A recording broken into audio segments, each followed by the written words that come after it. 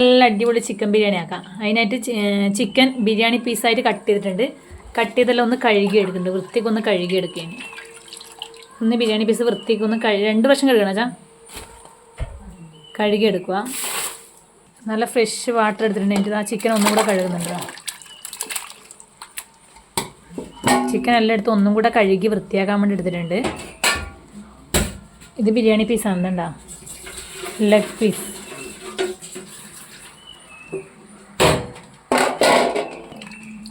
ഓരോന്നും കഴുകി എടുക്കുന്നുണ്ട്.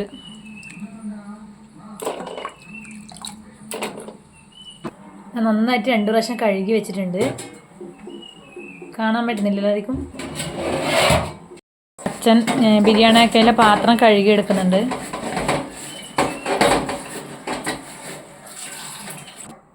ബിരിയാണിക്കുള്ള ഉള്ളി മസാലയാക്കാം. ഇത് നമ്മൾ ഉള്ളി വറക്കാൻ പറ്റല്ലേ. ഉള്ളി വറക്കാൻ പറ്റത് ഉള്ളി മുറിച്ച് വെച്ചിട്ടുണ്ട്. അച്ഛൻ എന്താ ഉള്ളിയൊക്കെ മുറിച്ച് വെച്ചിട്ടുണ്ട്. വൃത്തിയാക്കിയ ചിക്കനിലേക്ക് നല്ല പൊടിയുപ്പ്, ആവശ്യത്തിന് പൊടിയുപ്പ് ചേർത്തിട്ടുണ്ട്. ഇതിലേക്ക് ആവശ്യത്തിനുള്ള മഞ്ഞൾപ്പൊടി,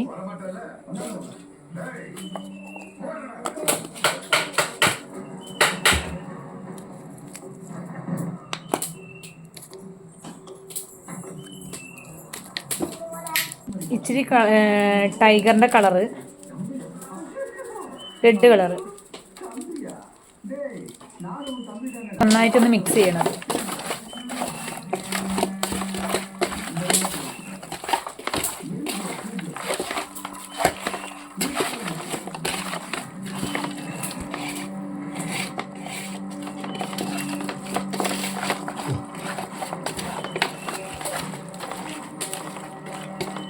നന്നായിട്ട് മിക്സാക്കി വെച്ചിട്ടുണ്ട്. മസാല പുരട്ടി വെച്ച ചിക്കൻ ഒന്ന് പൊരിച്ചെടുക്കണം. നമുക്ക് ആവശ്യാനുസരണം പൊരിച്ചെടുക്കണം അല്ലേ മാം. ഉള്ളി പൊരിക്കാനുള്ള എണ്ണ ഒഴിക്കുന്നുണ്ട് കേട്ടോ. ഇത് ആവശ്യത്തിനുള്ള എണ്ണ ഒഴിച്ച് വെക്കുന്നുണ്ട്.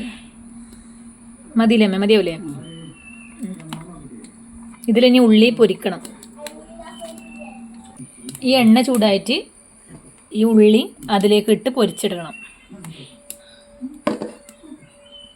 ഇത് പൊരിക്കാനായിട്ട് ഉള്ളി എടുത്ത വെച്ചാൽ കൂടെ കുറച്ച് കറിവേപ്പില കൂടി ഇട്ടിട്ട് അതിൻ്റെ ഫ്ലേവർ ടേസ്റ്റിന് വേണ്ടിയിട്ടാണ്. കുറച്ച് കറിവേപ്പില അത്യാവശ്യം ഒരു 4-5 അല്ലി കറിവേപ്പില എടുത്തിട്ടിട്ടുണ്ട്.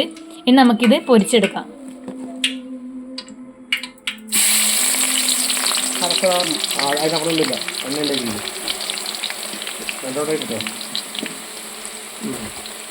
കുറച്ചിട്ടിട്ടുണ്ട്. ആ കൈരിങ്ങെടുത്തമ്മ 2 ട്രിപ്പായിട്ട് നമുക്ക് പൊരിച്ചെടുക്കാം അല്ലേ. ഇത് ആവശ്യത്തിന് ഇത് ഉള്ളി ഇട്ടിട്ട് പൊരിച്ചെടുക്കാൻ വേണ്ടി എണ്ണയിൽ എണ്ണ നന്നായിട്ട് ചൂടായിന്. ഒരു ടേസ്റ്റിനും ഫ്ലേവറിനും വേണ്ടി നമ്മളിപ്പോൾ കറിവേപ്പിലും കൂടി ഇട്ടിന്. കറിവേപ്പില ഇട്ടിട്ട് പൊരിക്കൽ ആരും ഉണ്ടാവില്ല, പക്ഷെ അത് പ്രത്യേക ടേസ്റ്റാണെന്നാണ് പറയുന്നത്. ഇനി നമുക്കിത് പൊരിഞ്ഞിട്ട് നോക്കാം. പൊരിഞ്ഞാൽ നെക്സ്റ്റ് സ്റ്റെപ്പ് നമുക്കൊരു മസാല ഉണ്ടാക്കണം. നമ്മൾ പെരക്കി വെച്ച ചിക്കൻ ഇട്ട് പൊരിക്കണം. കുറച്ച് പണിയുണ്ട്. ഇവിടെ കുക്കറിൽ മസാലക്ക് വേണ്ട ഉള്ളിയും തക്കാളി. എത്ര ഉള്ളിയമ്മ എടുത്തിന്? ഒരു ആവശ്യത്തിന് 5-6 ഉള്ളിയും 5-6 തക്കാളി എടുത്തിട്ടുണ്ട്. ഇത് ആവശ്യാനുസരണം മുറിച്ച് വേവിച്ചിട്ടുണ്ട്. കുക്കറിൽ ഇങ്ങനെ വേവിച്ചെടുത്തിട്ടുണ്ട് മസാലയാക്കാൻ വേണ്ടി കേട്ടോ. കോരി എടുക്കാൻ ബിരിയാണിക്ക് ആവശ്യമായ ഉള്ളി വറുത്ത് കോരി എടുത്തിട്ടുണ്ട്. ഇപ്പം എല്ലാം ഓൾമോസ്റ്റ് എല്ലാം വറുത്ത് കോരി എടുത്തു. ഇപ്പം ഇനി ഓരോ പീസ് ചിക്കനും പൊരിച്ചെടുക്കണം അല്ലേ മാം? ആ എണ്ണയിൽ തന്നെ വറുത്തെടുക്കാം നമുക്ക് അല്ലേ മാം? തന്നെ ഉള്ളി കോരി എണ്ണയിൽ തന്നെ നമുക്ക് ആ ചിക്കൻ പീസും കൂടി വറുത്തെടുക്കാം. നമ്മൾ ഉള്ളി വറുത്ത് കോരി എണ്ണയിലേക്ക് ഓരോ ചിക്കൻ പീസായിട്ട് ഇട്ട് പൊരിച്ചെടുക്കണം.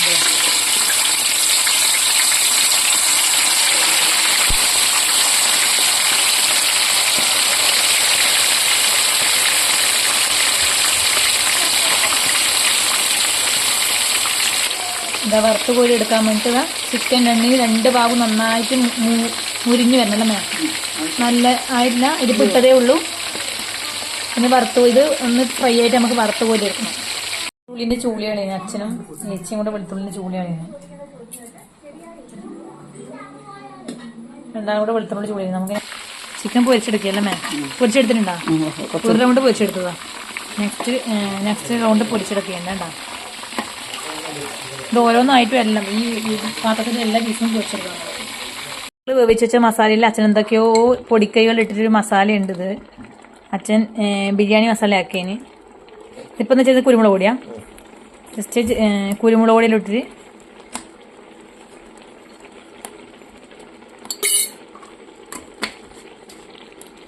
ബിരിയാണി മസാല റെഡി ആവാനിടാം.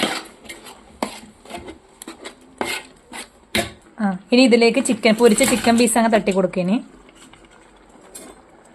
പൊരിച്ച ചിക്കൻ പീസും ആ മസാലയും കൂടെ ഒന്ന് ബ്ലെൻഡ് ആവാൻ വേണ്ടിയിട്ട് നന്നായിട്ട് യോജിപ്പിക്കേനി.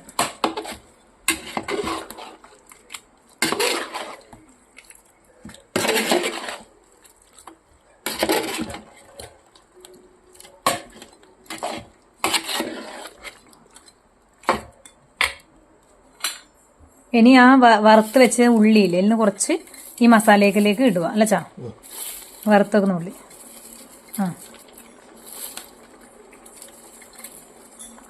നമ്മൾ നേരത്തെ വറുത്ത് വെച്ച് കോരി വെച്ച ഉള്ളി ആ ബിരിയാണി മസാലയിലേക്ക് ഇടുക. എന്നിട്ട് അതും കൂടെ ഒന്ന് യോജിപ്പിച്ചെടുക്കണം.